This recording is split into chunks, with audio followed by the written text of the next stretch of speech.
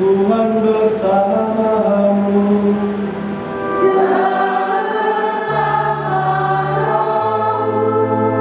Inilah Injil suci menurut Markus.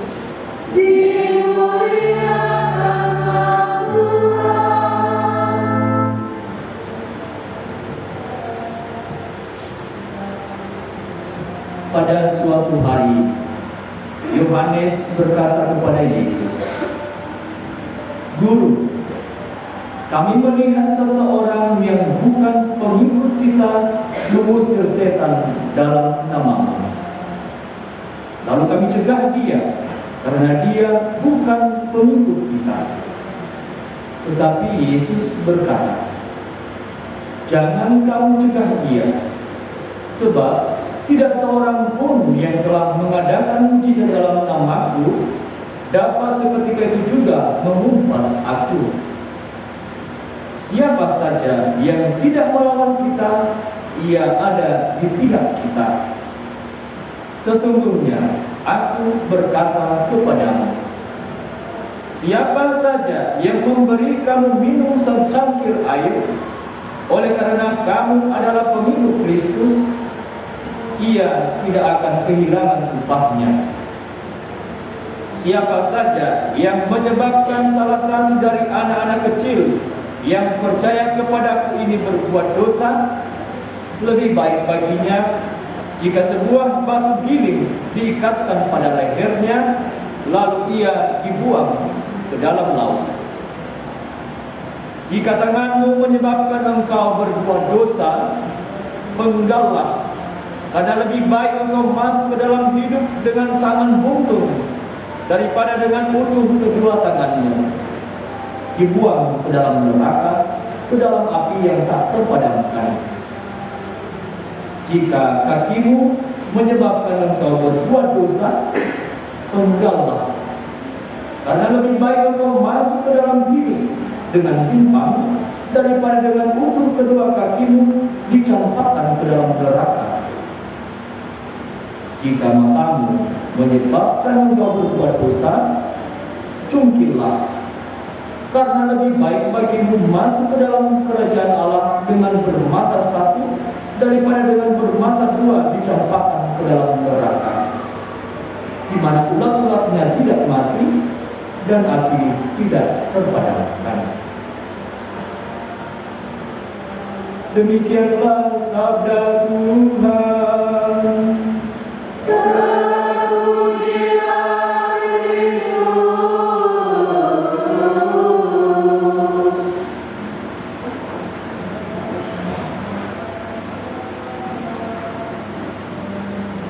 Bapak Ibu saudara-saudari yang terkasih dalam Kristus, 3 bacaan hari ini saya hendak menyampaikan ulasan biblisnya sehingga juga nanti umat mengerti apa maksud balik setiap bacaan itu. Karena kalau kita tadi mendengar, kalau matamu menyesatkan, cungkilah, kalau kakimu menyesatkan, penggallah, kalau tanganmu menyesatkan, penggallah. Tidak mungkin, tapi apa maksudnya? Makanya dalam kesempatan ini saya memberi ulasan iblis dari perikop-perikop sabda Tuhan tadi.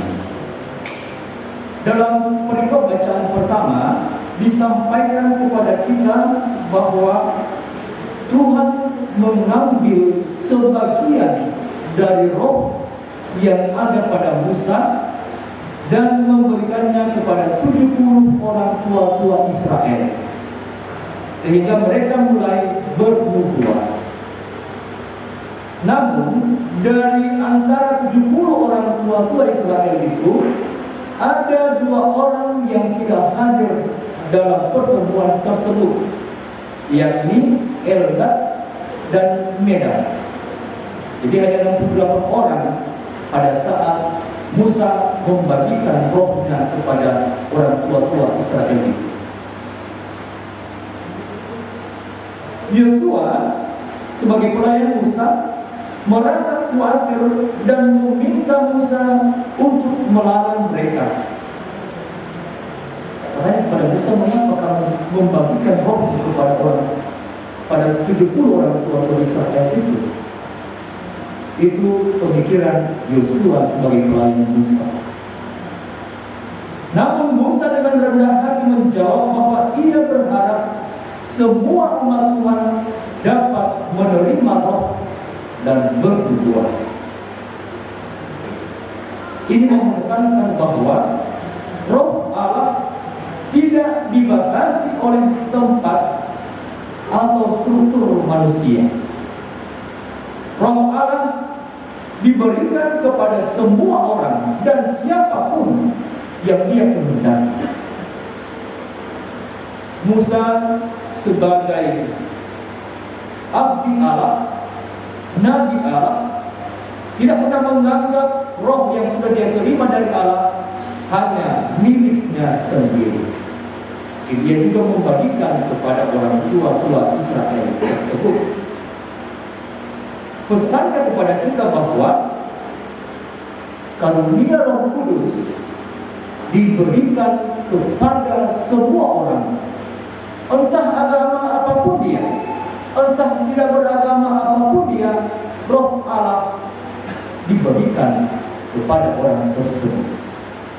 Karena kalau tanpa roh Allah, itu tidak bisa hidup, itu tidak bisa bergerak, itu tidak bisa berpikir. Entah beragama atau tidak beragama, roh Allah diberikan kepada semua orang.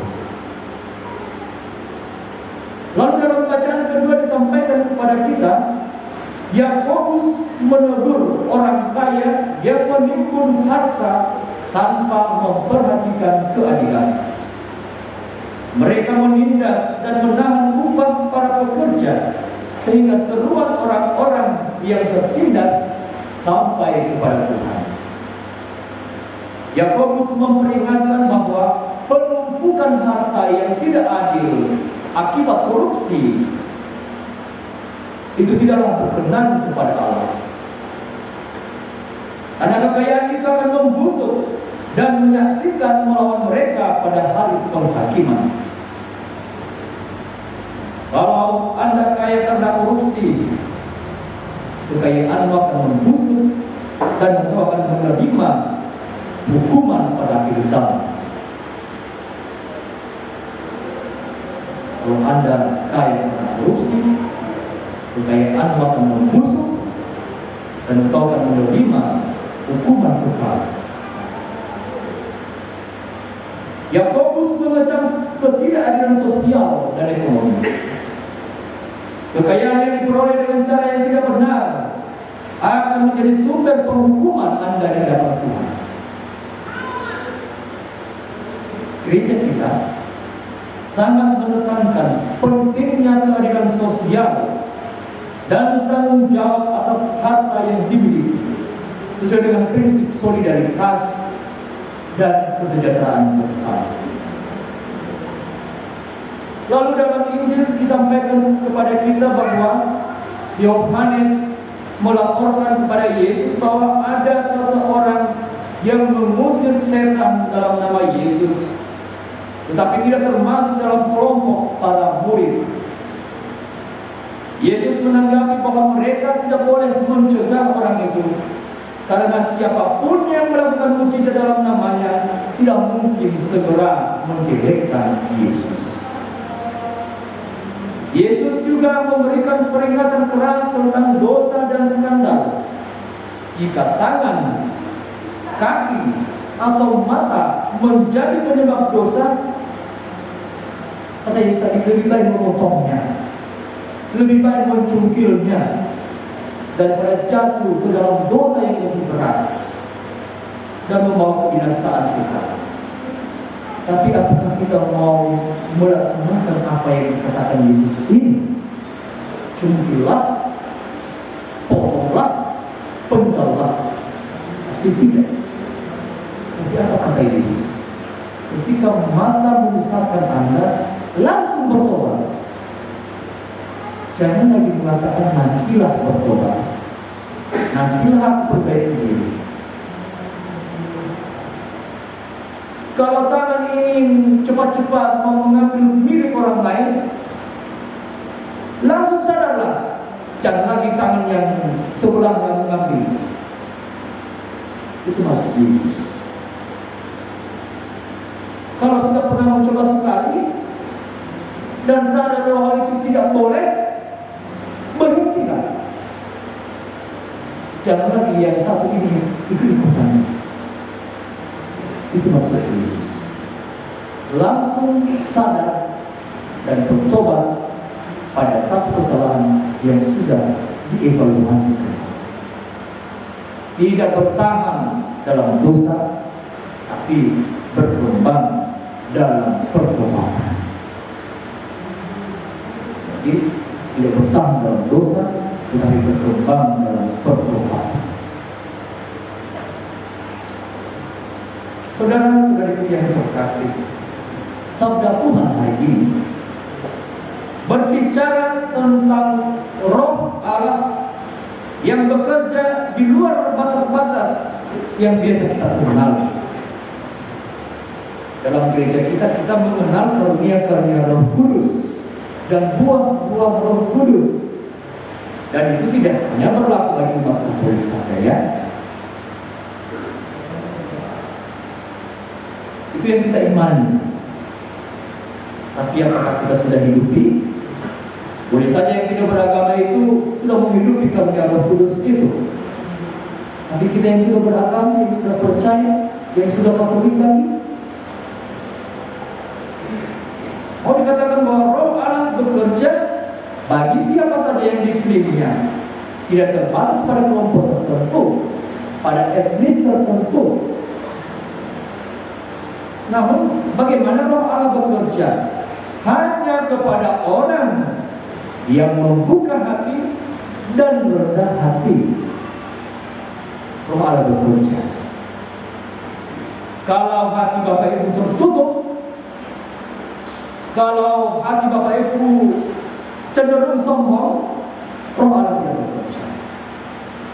Sehebat apapun, serajin apapun Anda ke gereja, tapi kalau hati tertutup, sombong lagi, Roh Allah tidak bekerja.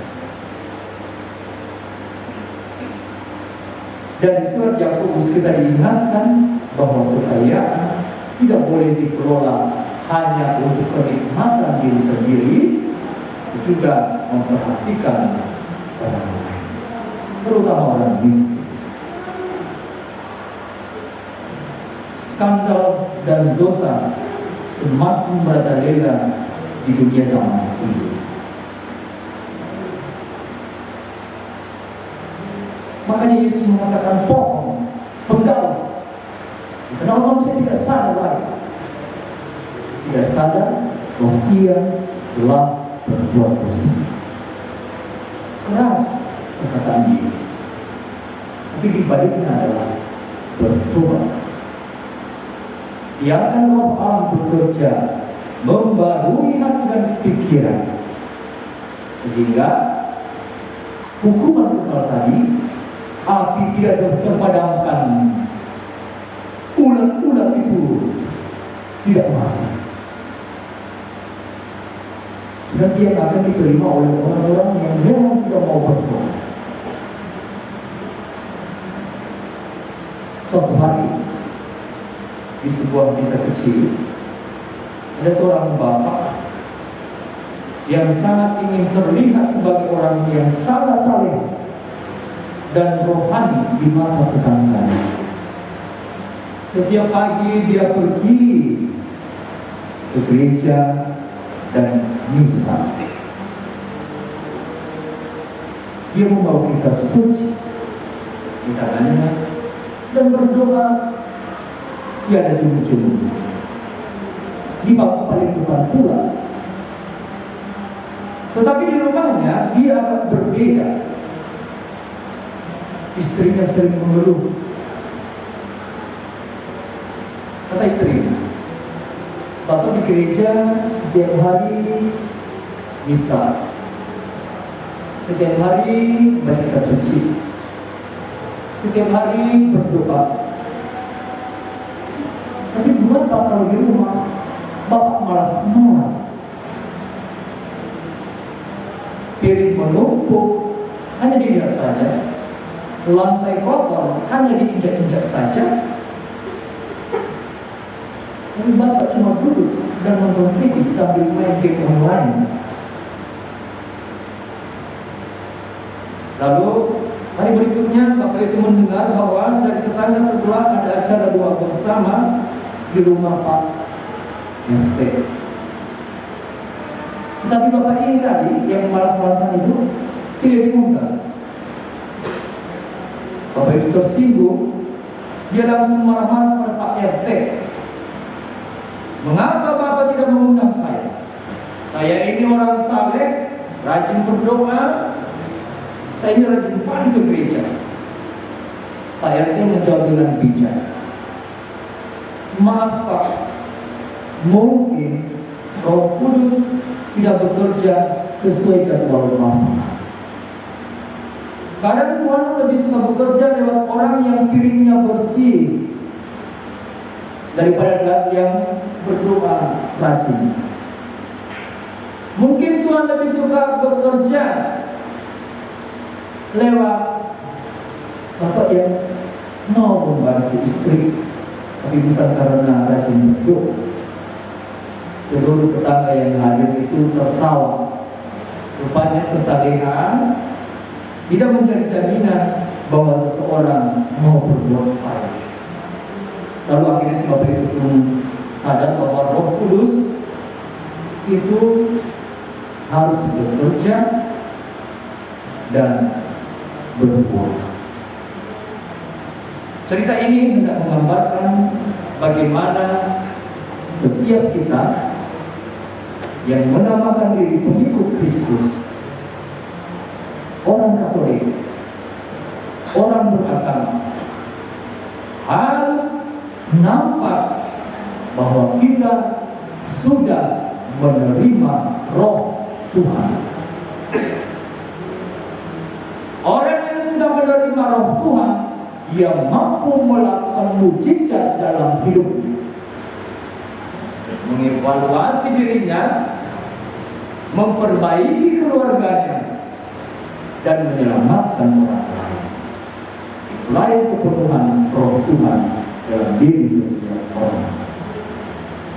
Seperti Musa, tidak iri ketika Eldad dan Medad bernubuat, karena Roh Musa sendiri yang sudah diterimanya itu sudah dari Tuhan. Dan sekarang dia hanya mau membagikannya kepada Medad dan Eldad, sehingga sabda Allah itu semakin banyak diwartakan. Yakobus juga menegur orang-orang agar tidak sombong pada harta kekayaan, memegangkan diri pada harta kekayaan, tapi gunakanlah harta kekayaan yang telah diberikan oleh Tuhan kepada kita itu sebagai titipan untuk membahagiakan orang lain. Sekali lagi, kalau Anda bahagia karena korupsi, kekayaan Anda akan membusuk dan akan menerima hukuman kekal.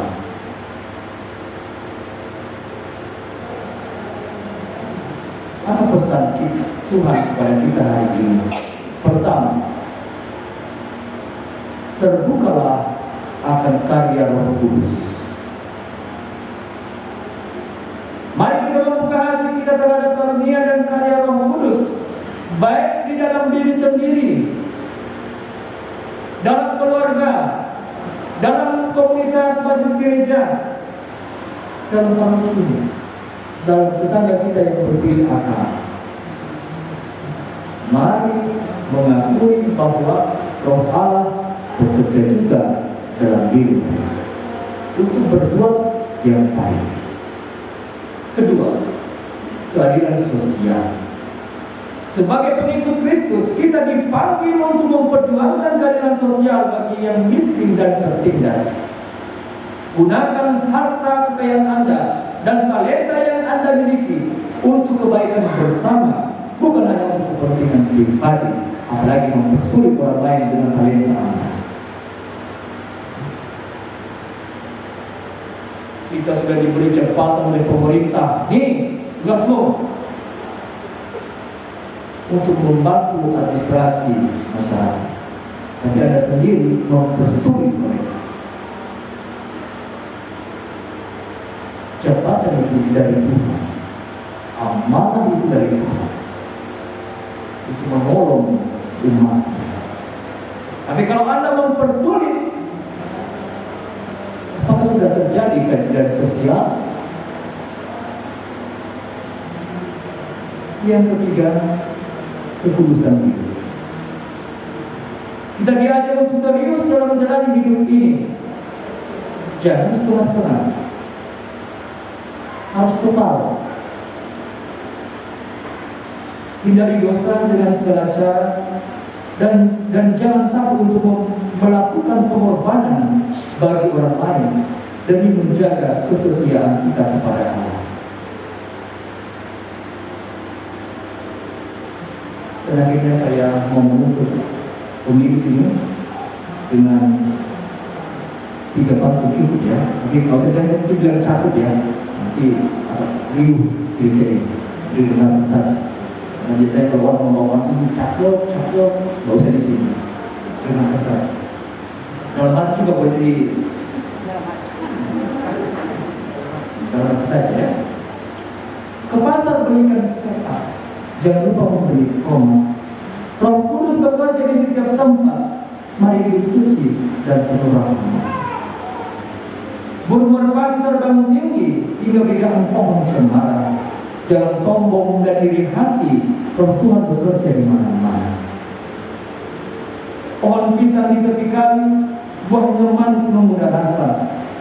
Hidup dalam keadilan dan keputusan sejati. Roh Kudus membimbing kita semua. Amin.